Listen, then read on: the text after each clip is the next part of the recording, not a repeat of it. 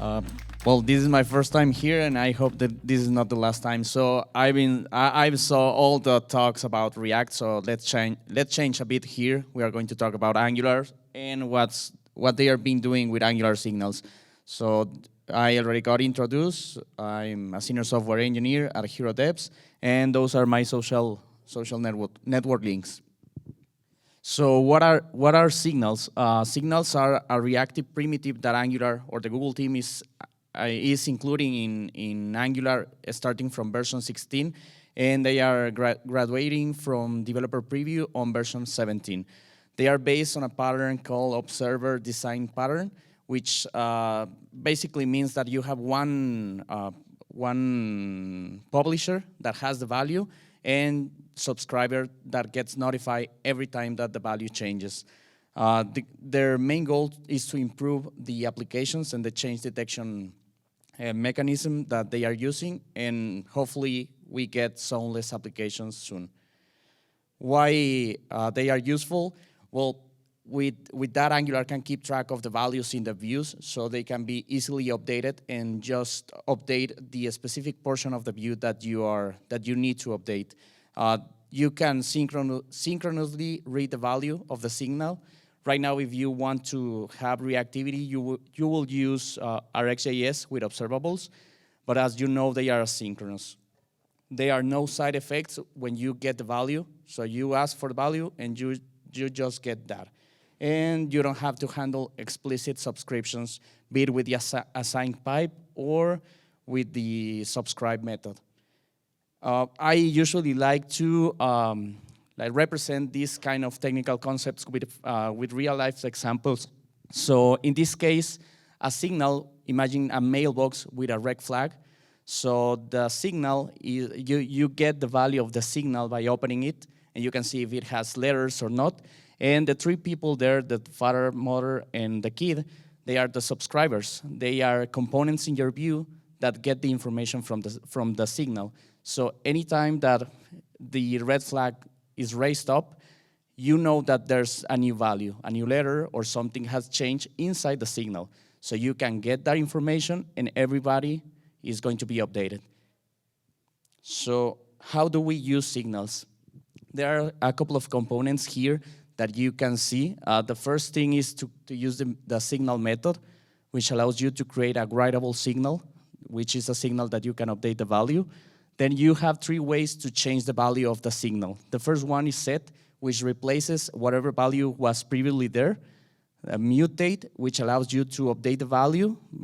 It's more helpful for objects or for arrays, so you can update the content inside those. And update, which replaces the whole value of, it updates the reference for that. For example, if you use an array, you can update the reference for that array. And we also get the method as read-only, which is kind of like when you are using behavior subject, you change and you use as observable. And we got two helper functions. One is computed, which allows us to have, we get values from signals, and anytime that the signal is updated, we also get that updated. And effect, which allows us to run a specific function that every time a signal that is being watched is updated. So with signals, do we get rid of RxJS? The answer is no. We are still going to be using RxJS with observables because signals are meant to be synchronous. So you are not it's not going to work well with asynchronous streams, or for example, when you have to call an API, it's not that good to use with a signal.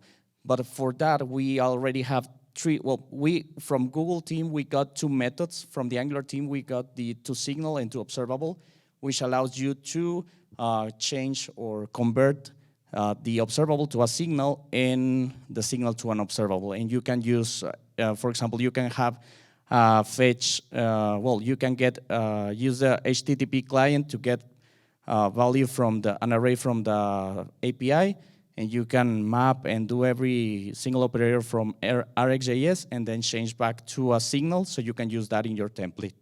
And computed from is from the community, thanks to Enia Jaolari and Shotran, which has been working to create this computer from, which allows you to merge observables and signals to get one single signal. And I'm going to do a live coding right here to show you how easy it is to work with Angular now that you got signals. Just give me 1 second.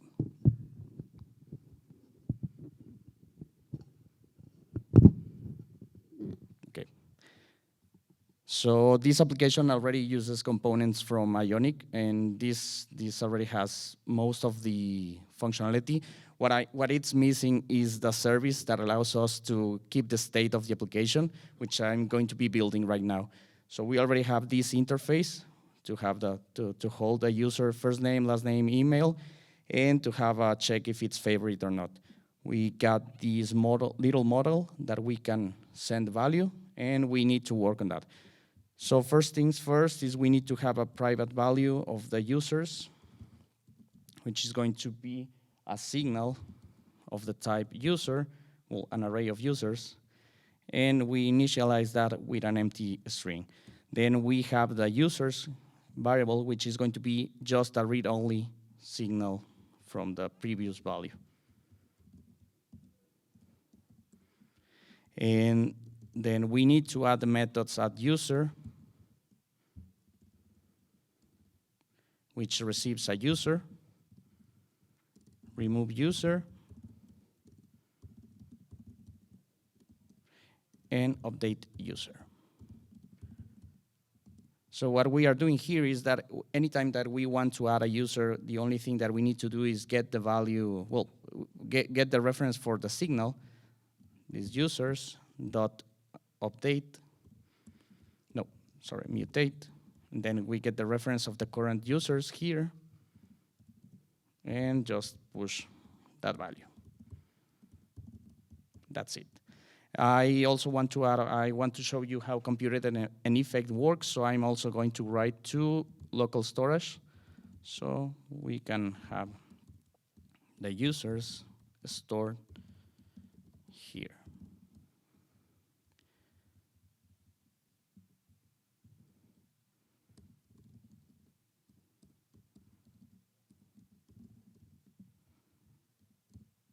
We need to call the signal function like this to get the value inside because it's a function. Then the remove user, what we are going to do is just update the collection, and then we also mutate it. We get the users, and then we set users, then we splice, and we do is find the index to be sure which one should it be. So users find index with the user that the email matches the user that I'm sending, like that. And it will remove just one. And the update one is going to be, we can use the mutate function, or we can use the update function and just call a filter here. And what we are saying is that, we also need to do this, the remove is the one that can be used with the update here.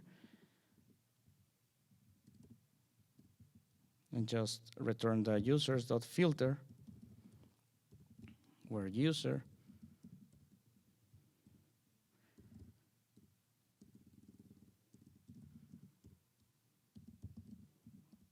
is different than the one that we are sending. That's it. And for the update, we use the splice and we send the value that we want to add here. So let's go to the component. I already have the user service up here hooked. Okay, and I already got this.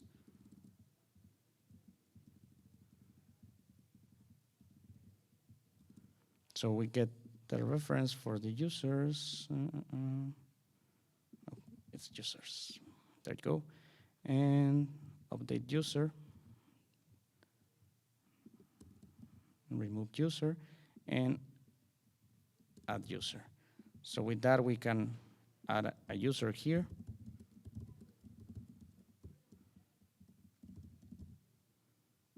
and it's going to be added here. So we can also mark it as favorite and remove it. So what we are missing is that we want to add that to the list here. So anytime that the application starts again, it checks in the constructor. Well, it checks if there's a list in the local storage.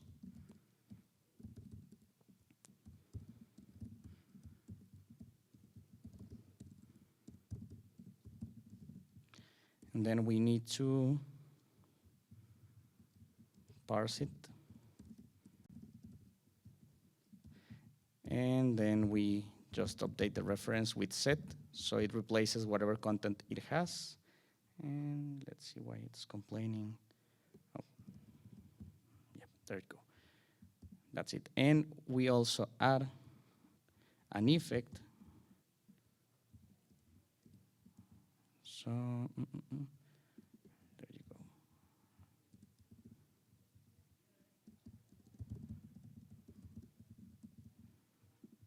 So as you can see, it already gets the information from the local storage, and when I add a user or anytime, well, it's already setting the item here, and we also need, and we can add an effect here that it's going, because this signal has been used, it's going to run the first time, and anytime that the signal is used again, like because we are reading it like this, what this is doing is that it's going to again replace the content of the users array with the value.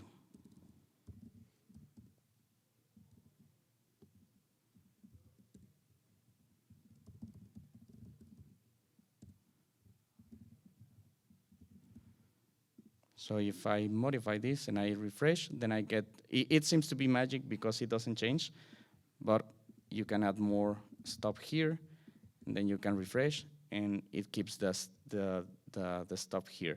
And I'm running out of time, but I can still show you the last two things that I have here. Well, let me add here, and what I'm doing is just getting I'm creating to compute it here. Just let me get the names. Favorite users, which is computed. And what this does is just filters the users.